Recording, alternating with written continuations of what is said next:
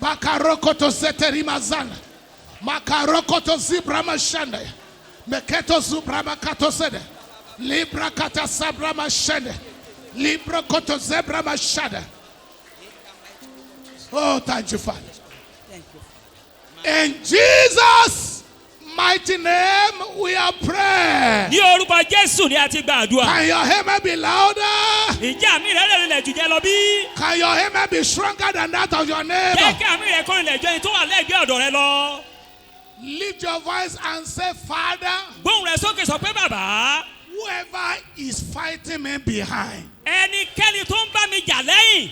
and they are laughing with me, Tó sì wá ń bá mi rẹ́rìn-ín.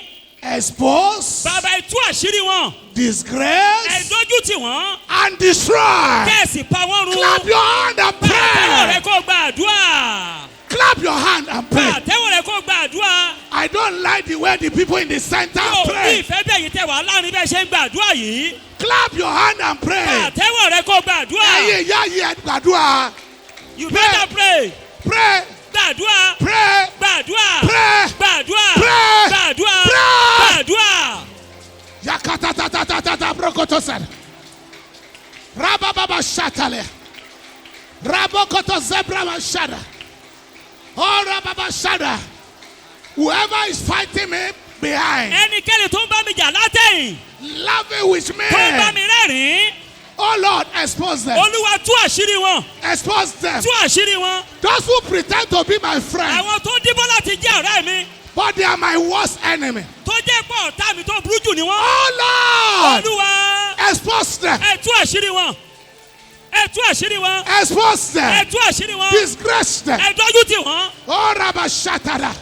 Reketetetetetetete. Ragade koto sepra bashada. Thank you. In Jesus' wonder working name, we are Ní praying. orúkọ Jésù tó ṣiṣẹ́ ìyanu lágbàdúrà. I pity some of you. Àánú àwọn kan ṣe mí. Do you want to remain in your situation forever? Kò yẹ kó wà nínú ìṣòro yẹn títí láláì. Do you want Ṣé o to fẹ́ wà remain ń bẹ̀? in your situation forever? Òfin wà nínú ipò tó wà yẹn títí láì ni. Do you have alternative to pray? Ìjọ ọlọ́nà mi láti gbàdúrà bí? If the foundation be destroyed, Tí ìpìlẹ̀ ìṣẹ́ bá bàjẹ́, what can the righteous kí do? lo lódodo lè ṣe? The only thing the righteous can do Òkan tó lódodo lè ṣe. is to cry to God for Òun mercy. láti kígbe tọ Ọlọ́run lọ fún àánú. If you don't need this prayer, Tó o bá nílò àdúrà yìí, pray for your children. gbà á fún àwọn ọmọ rẹ. I see the way some of you are praying, Bó o ní bí ọ̀pọ̀lọpọ̀ yìí ṣe ń gbàdúrà, and I shake my head dádì wá sì mi orí wọn. in pity. Ní àánú pé ṣe mí. People of God, Ẹ̀yin èèyàn Ọlọ́run. people of God, Ẹ̀yin èèyàn Ọlọ́run. there is no alternative to prayer. Kò sí ọ̀nà àbáyọ mí ìjọ àdúrà. Some of you have gone here and there. Ọ̀pọ̀lọpọ̀ lẹ ti lọ síbi lẹ ti lọ sọ́hùn. You can't find solution. Kò sí ọ̀nà àbáyọ ńbẹ̀. And if they have given you solution, Tó bá ti fọ́ lọ́nà àbáyọ. that solution is temporary. Ọ̀nà àbáyọ yìí fún ìgbà ráńpẹ́ ni. The place of solution is this place. Ọ̀nà àbáyọ kankan ṣó ló dájú The ní bíbẹ̀. place of prayer. Ibi tá a ti ń gbàdúrà. I want to beg you, Mo fẹ́ bẹ̀ yín. pray Gbàdúrà. like you have never prayed before. Bẹ́ẹ̀ ni pé ò tí ì gbàdúrà rí. This program is not for preaching, it's for praying. Àìpàdé kì í ṣe fún ìwàásù fún àdúrà ni. I will raise a prayer now. Wọ́n tún gbé ìgbàdúrà kan síta báyìí. You know, those of you that were here last week, Iye ẹ̀yin tẹ̀wọ̀n bí nọ́ọ̀sẹ̀ tó kọjá. I said there are 3 implications to clapping hands. Wọ́n ní àwọn ká máa pa àtẹ́wọ́ nǹkan mẹ́ta ọ̀tọ̀ọ̀tọ̀ ló rọ̀ mọ́. Number 1, Àkọ́kọ́, you are telling God that I'm in agreement with you. ó ń sọ fọ́lọ́run pé mo wà ní ìṣọ̀kan pẹ̀lú rẹ̀. Number 2, Ìkejì, you are cheering God. ẹ̀ ń ru Ọlọ́run sókè. You are honoring God. Ẹ̀ ń bọlá fún Ọlọ́run. Number 3, Ìkẹta, you are putting your enemy in between your 2 hands. ó ń fi àwọn ọ̀tá rẹ̀ sáàrin ọwọ́ rẹ̀. And you are crushing Ó them. sì wá ra wọ́n róbóróbó. Clap, clap, clap, Pa clap. àtẹ́wọ́ ra ọ̀tá rẹ̀ róbóróbó báyìí. Yeah. So, it's okay. Ó ti dá abẹ́ yẹn. So when I raise a prayer point, Nígbà tó máa fi èbè àdúrà kan síta báyìí. the moment you had the prayer point Ní kété tẹ́ bá ti gbé èbè àdúrà yẹn. and you begin to pray, Tẹ́ bá ti bẹ̀rẹ̀ sí gbà àdúrà yẹn. you now begin to clap your hand. Ẹ ó máa pa àtẹ́wọ́ yín. So that the enemy that you are dealing with Tó fi jẹ́ pọ̀ ọ̀tá tẹ̀ ń dojúkọ ni. can be crossed properly. Ó lè rà pátápátá. I will raise the prayer in Yoruba. Wọ́n á sọ èbè àdúrà yẹn ní èdè Yorùbá. My God will interpret. Holy Spirit will help me. Hallelujah. Amen. Wherever the family cause have stagnated me. Oh Lord. By your mercy.